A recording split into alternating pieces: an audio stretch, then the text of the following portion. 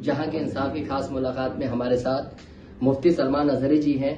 मुल्क में जो हालात है उस सिलसिले में जो पाबंदियां आयद की गई है, पॉपुलर फ्रंट ऑफ इंडिया पर पीएफआई ने जो रोल बताया जा रहा है उसका कि दहशतगर्दाना सरगर्मियों में मुलविस थी, गैर कानूनी सरगर्मियों में वो लोग मुलविस थे और इस तरह के जो है वर्गलाने के काम कर रहे थे, तो उसके बाद जो है सरकार ने उन पर पाबंदी आयद की। तो मुफ्ती साहब इसे लेकर क्या सोचते हैं और उनका क्या कहना है? बिस्मिल्लाहिर्रहमानिर्रहीम, अल्हम्दुलिल्लाहि व कफ़ा व सलामुन अला हबीबिहिल मुस्तफ़ा, अम्मा बाद। आप जिस टॉपिक के बारे में आप पूछ रहे हैं कोई ताज्जुब की बात नहीं।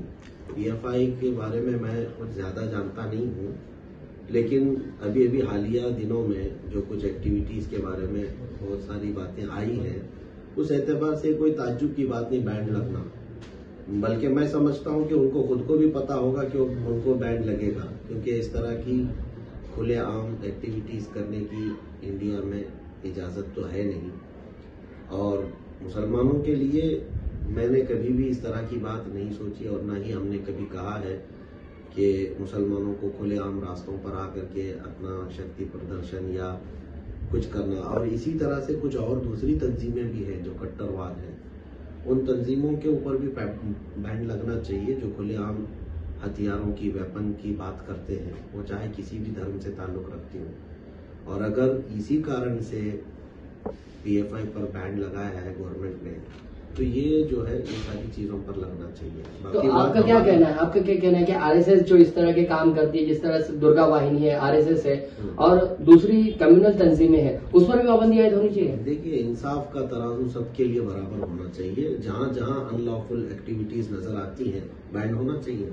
हम खुद नहीं चाहते कि अवाम उन्नास जो है ना, यानी हिंदू हो, मुस्लिम हो, कोई भी धर्म वाला हो, वो यहाँ पर किसी तरह के एग्रेसिव चीजें ना करें, भड़काऊ चीजें ना करें। हम खुद भी इस चीज को।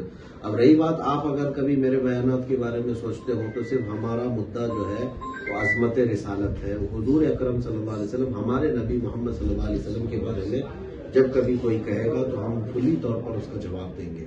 और अब तक हमने वर्बली ही जवाब दिया है, कोई फिजिकली जवाब देने के लिए हमने कभी भी कदम उठाया नहीं है, क्योंकि जो भोगते हैं उनका जवाब जो है जुबानी तौर पर ही हम देते हैं।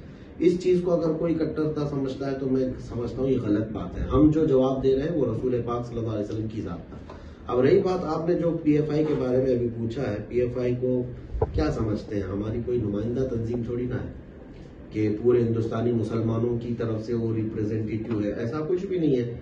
वो एक इलाके की तंजीम है और उसके बारे में तो हम ज्यादा जानते भी नहीं है। और अक्सर सुन्नी तंजीमें जो काम कर रहे हैं हिंदुस्तान में, उनका किसी से उसका ताल्लुक भी नहीं है। इवन मैं भी जो है ना कोई उसका मेंबर हूं, ना रुकन हूं, और ना ही मुझे उसके बारे में कोई तफसीली मालूमात है।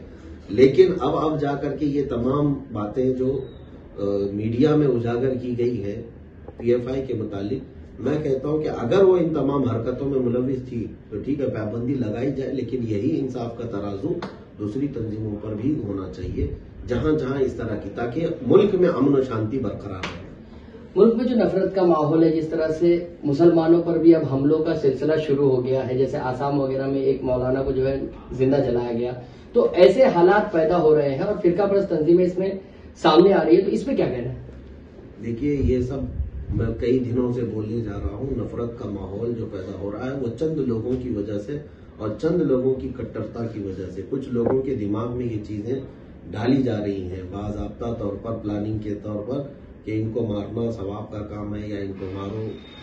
जहां जहां पर भी ये चीजें कट्टरता हो रही हैं, ये हमारे लिए नुकसान का ही बाइस है। हमारे नबी सल्लल्लाहु अलैहि वसल्लम ने इरशाद फरमाया, जंग की तमन्ना मत करो, ला ततमन्नु लिक़ा अदुविकुम, हदीस में मौजूद है कि जंग की तमन्ना मत करो, कि लड़ने भिड़ने की ख्वाहिश मत रखो। ये हमारे इसमें नहीं है। लेकिन अगर हमारे सर पर मुसल्लत कर दी जाएगी कोई चीज तो फिर हम डटकर खड़े रहेंगे, डिफेंस कर सकते हैं।